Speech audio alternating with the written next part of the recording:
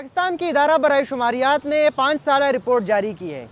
इस सर्वे में पाकिस्तान की माशी इशारियों का जिक्र किया जाता है और इसमें मुख्तलिफ पहलू और मुख्तलिफ शोबों की इदाद शुमार जो है वो शामिल किए जाते हैं। इससे पहले ये रिपोर्ट 2018 और 19 के लिए जारी की गई थी और अब 2025 की रिपोर्ट जारी की गई है।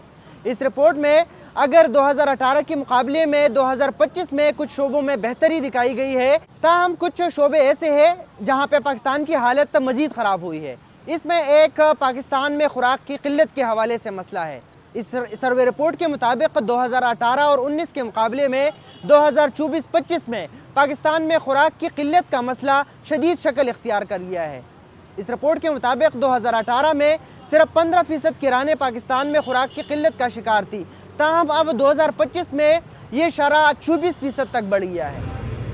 पाकिस्तान में मजमूई गिरानों की तादाद 3 करोड़ 80 लाख से ज़ायद है और इसी शरह के मुताबिक इन 3 करोड़ 80 लाख से ज़ायद गिरानों में 90 लाख से ज़ायद गिराने ऐसे हैं जो खुराक की किल्लत का शिकार है।